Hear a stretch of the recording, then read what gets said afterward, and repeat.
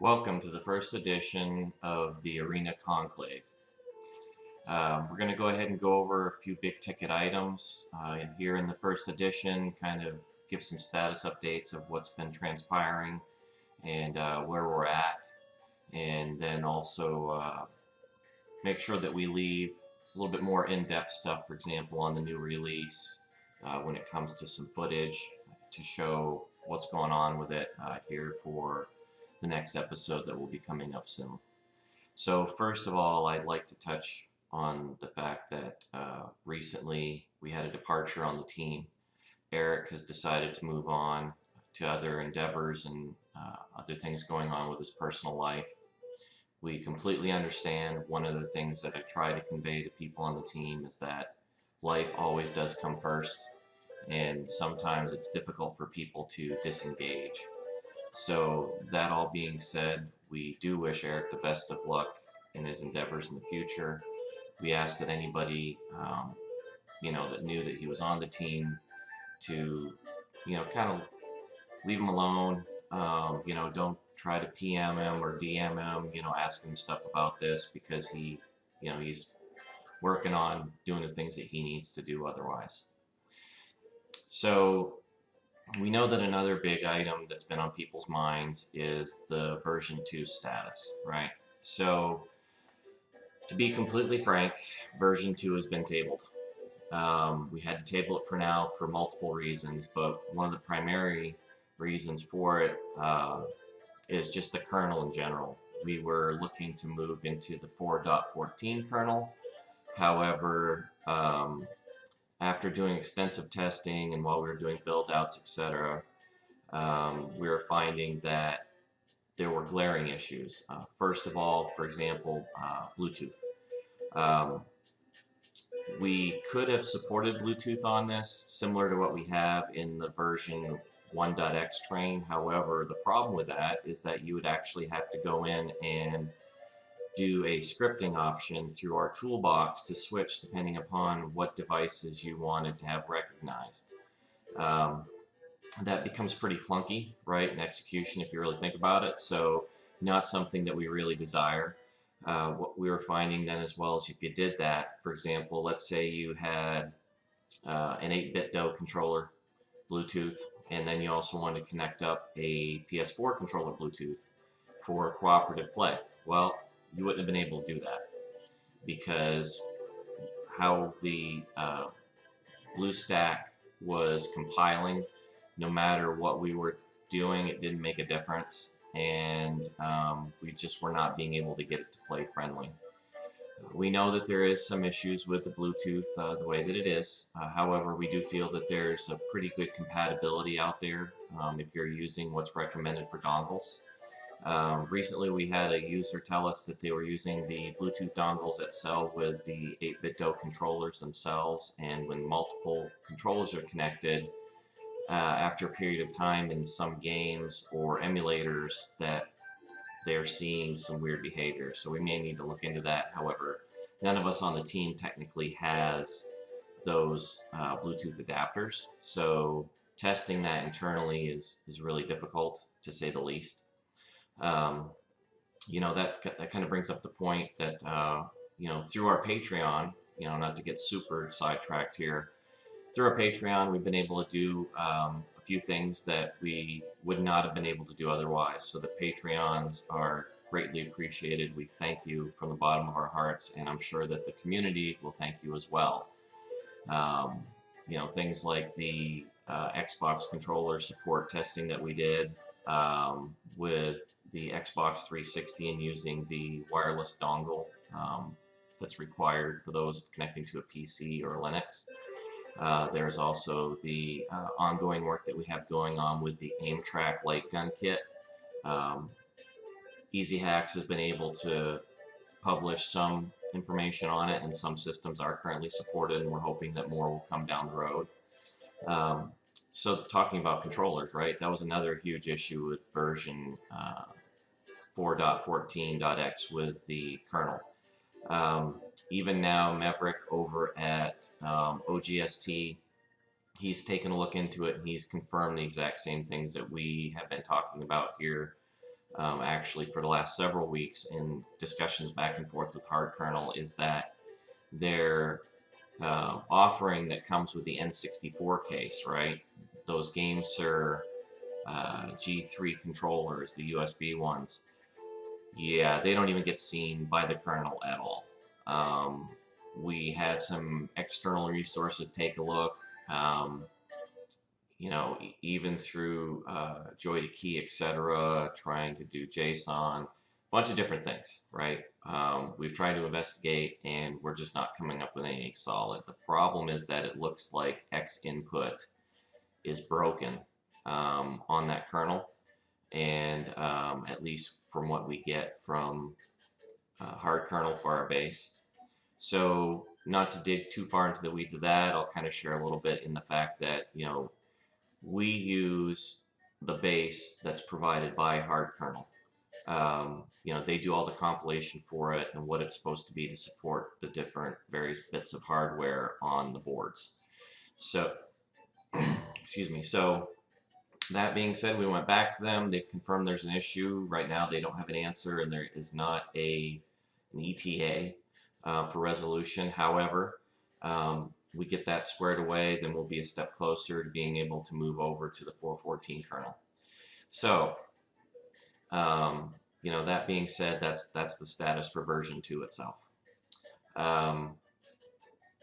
Another development that recently came about is that we are going to be publishing a subpage on our website soon, which is going to be a Patreon subpage. The reason why we have to do this is because of the fact that Patreon has reached out to me directly and stated that we are breaking their terms of service because of the fact that we have the giveaways, right? Depending upon if you're in the 32-bit tier or the 16-bit tier. And so therefore it gives the impression that you need to pay in order to be able to be entered. However, what we're trying to say is that, you know, depending upon the situation, you know, we may need to buy different resources. None of us on the team have the ability to just continue to build up all this stuff, right? I mean, let's face it, this hobby can gobble up your space faster than you can blink. So that being said, what's going to happen is we will be working internally to create a Patreon subpage to point people to, and then you can sign up for the Patreon from there. And in there, we will get more in-depth on the details of what's included in the various Patreon tiers. And then that way I can back out what I have for information and make it very basic on the Patreon page. So I'm sure at this point you're saying to yourself, well, wait a minute, you said there's an upcoming release, what's going on? You're saying version 2 is tabled, etc. So the next release that's going to be coming will be coming soon. We will be providing the version information, of course, that will be forthcoming. However, that being said, I kind of want to go over some of the upcoming release tidbits. If you've been following us on Facebook or on Discord, or if you're a Patreon, you'll see that we have been sharing a lot of information, but I just kind of want to go over things as a summary, just a basic idea. You know, we've been working really hard this last 6 months. We've had, you know, some different things going on that kind of slowed us down, like it's in the way, etc. But we're pretty excited on this. So due to the amazing support, not only through Patreon, but then also through other donations, we were able to procure a developer, right, for the Saturn, which that's kind of been discussed at length. And we've been giving out little, you know, teasers and gameplay and things like that. But that being said, yes, we have Yabin Sanshiro, and I apologize if I hacked up that name, but it's Yaba Sanshiro, that will be natively installed for Saturn emulation. We found that the mid-res option is the best for performance. However, your mileage may vary, and you might be able to switch, depending upon game, up to the high res. However, the image will release with it installed at mid res as the default. Drastic, which you already know is been available for version 1.1, that will be natively installed and is, excuse me, and that is set as the default emulator for the Nintendo DS, right? So that's done. We've resolved the issue in the ES systems config, and you won't see the double entry anymore, not have to deal with that if you've downloaded the version 1.1. So talking about that real quick, another update is that we've also resolved the get reset hard sequence that people have had to do. And so that's not going to be an issue for people anymore on updating. And that's fixed, right, moving forward altogether. We have had some cool developments happen with our 4DO emulator and emulation. Our dev has been working pretty hard, and not just for us, but just 4DO emulation in general with LR 4DO. And there are now some threaded optimizations, so you will find that 4DO is, excuse me, 3DO, jeez, that 3DO is much more playable, and it should be more of an enjoyable experience. There's still a little bit of glitching going on or audio stutters here and there, but it's a definite improvement, so that's definitely really cool. We also have LR Recast now installed natively, which for some people that will be an exciting development because you'll be able to map your controls through the RetroArch during your controller configuration, right? So when you first launch in, you'll be able to have all that translate. The more exciting piece, at least for many of us with this, with the fact that the developer has recently taken a look and begun to spin up more development and become a lot more active again, is that Atomus Wave and Naomi is now supported. So there's a lot of really cool games that you'll be able to play with those, and we're really excited to be able to share that. So let's see, what else is there to kind of go over here? The Bezel project status, right? So with this update as well, we've moved into the 4.4.2 version of RetroPie. One of the things that people need to realize, right, is that we've had to fork RetroPie. So even though it is our goal to maintain as close as possible the same standards and feature set that RetroPie official has, sometimes there's just some development constraints that don't allow that or have not allowed it as of yet, right? So just want to kind of make you aware of that. And in regarding the Bezel project, actually a very cool development is that I happen to be friends with a few of the guys over there in the project, and we went ahead and put in a request, and they've actually added native support. So now what happens is that we don't need to specifically do anything in particular, right, for the Bezel support per se, and we're testing it internally to be sure that we don't run into any problems. But essentially what happens when it launches the utility is that because we have a different account naming standard, right, and just really quickly I'll touch base on that because we have a lot of new people that will come in and they'll be a little bit confused. Well, why don't you have the same account name? Well, when I started this over a year ago, I didn't realize that we were ever going to get to the point that we are independently. And so that being said, I took a look at it as, okay, well, the default credentials for RetroPie, it's based around the Raspberry Pi boards. So having a username of Pi and a password of Raspberry just does not make any sense at all. So that's just a personal opinion, and that's how I kind of started things out because this is almost kind of more of an experiment, right? The plan was to provide as much information as possible to RetroPie Official, which we will be doing, by the way. Actually recently started active conversations with them, and we're going to be working on providing them access, or at least to be able to peer into our GitHub and to see what they can actually bake into more formal support for the XU4, which is actually, to me, really exciting. You know, they do have a single XU4, but they just don't have the time. You know, they've been developing so heavily for everything else. So that being said, getting back to the Bezel project, what will happen is that it actually has an if statement in there now where it says, hey, if I see Pi Gaming, then cool, you know, I will work this way with this directory structure. And it's just the username that's changed, right, primarily. So if it doesn't see that, then it goes to looking for Pi. So that being said, we're really excited. We're doing some internal testing with the Bezel project, and you know, fingers crossed, it should be here in this upcoming release. I'm actually considering doing 2 base images of the release just to make life easier or more friendly for people. Because of the fact that the Bezel project does add a few gigs for all those bezels, and some people don't like to have bezels, right?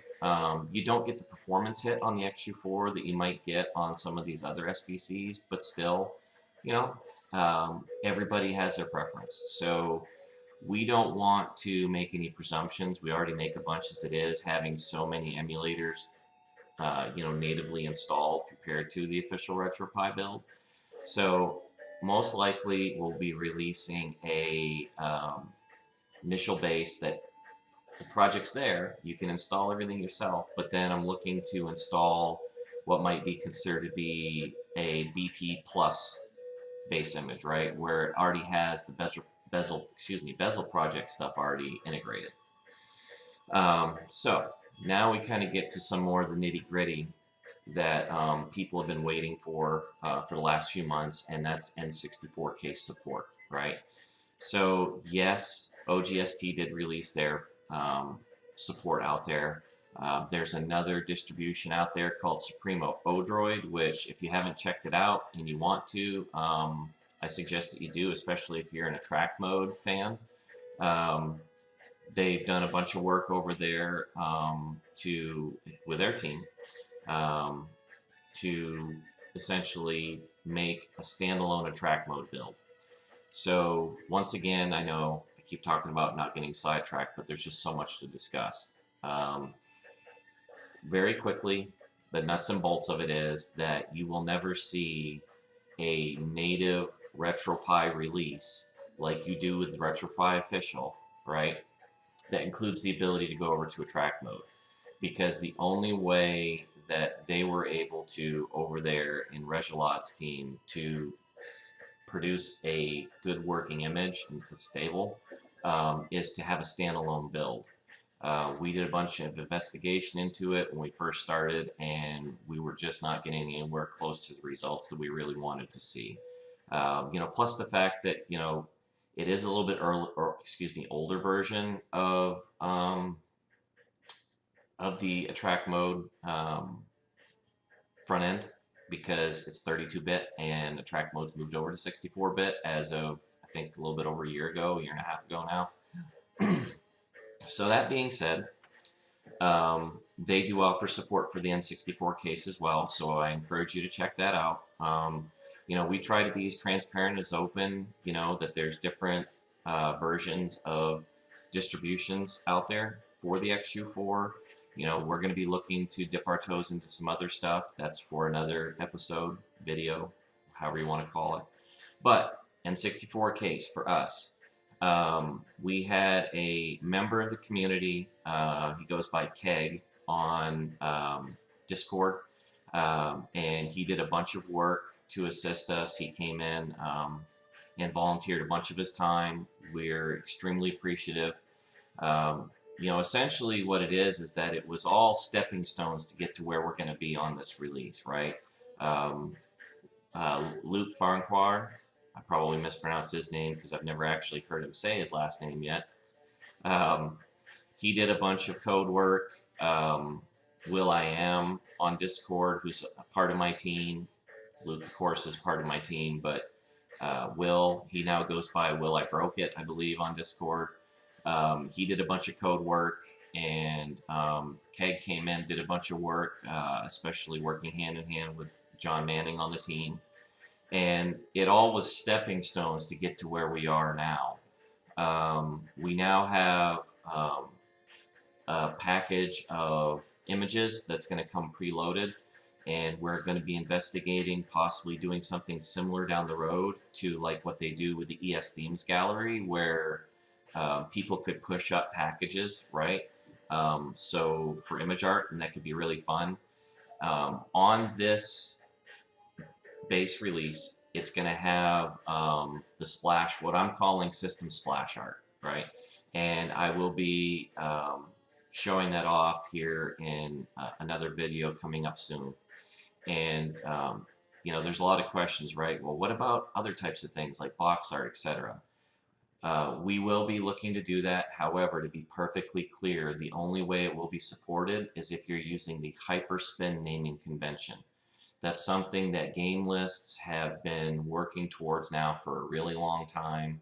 And when I say long, you know, for me anyway, I've been doing this stuff now for about 2 years is when I started my RetroPie journey or my Raspberry Pi journey or just SBCs in general, right? So um, if you don't have that naming convention in place, then, or at least the directory structure, that, for example, you see in the Motion Blue packages from Dave Marty. If that's not there, and that's not where you have your different images, then we are not going to be able to support it, right? Because there's just too many variables.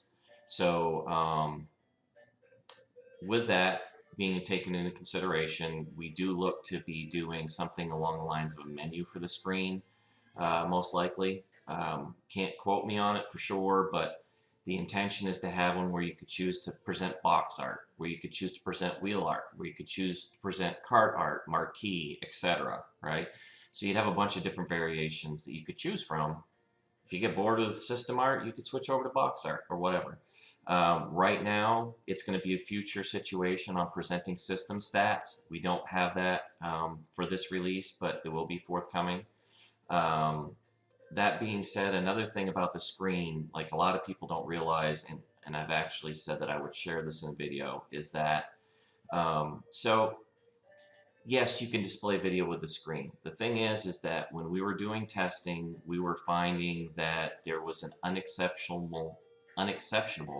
amount of lag that was introduced with especially the more modern systems when they were running, right? Because essentially, in order to be able to display a video and a looping video or a steady video, however you'd like to call it, you need to use an application to present that on the second screen, right? So you've got MPlayer, VLC, you know, whatever we end up having in there in place, right?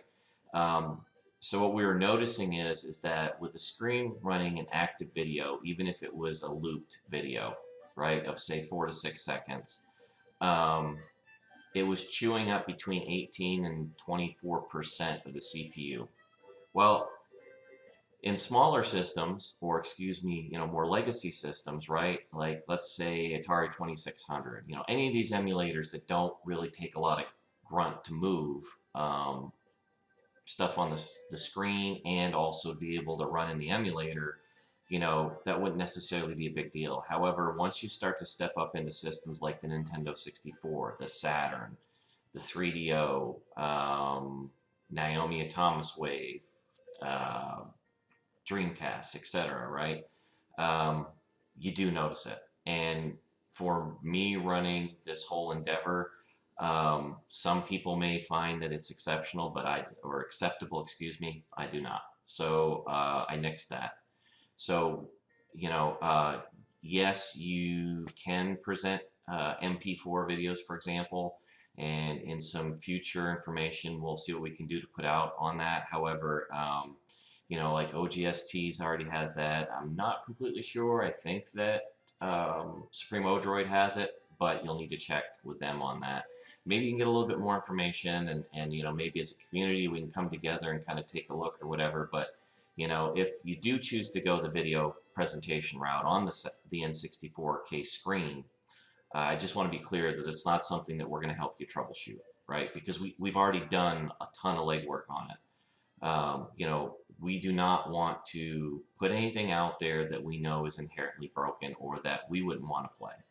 And you know, you can say we're conceited, say what you want about us, but you know, we have what we consider to be high standards, and we want to stick to those. So that all being said, now kind of also to take a look at another system that we're having supported is the PC98/PC88. That emulation is now baked into the upcoming release. So if you're into one of those legacy systems, that's awesome.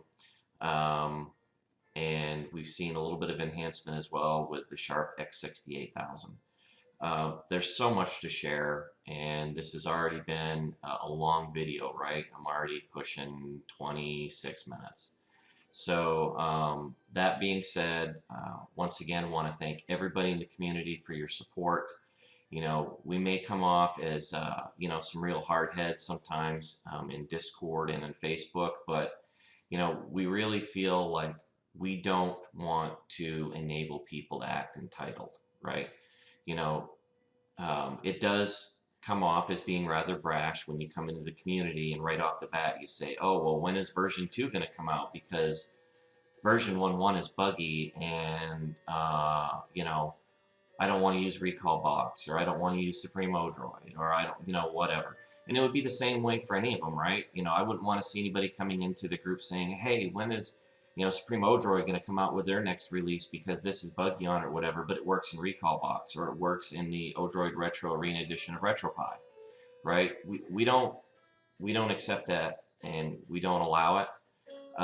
You know, when you come new into the community, we expect that if you want to ask questions, go for it.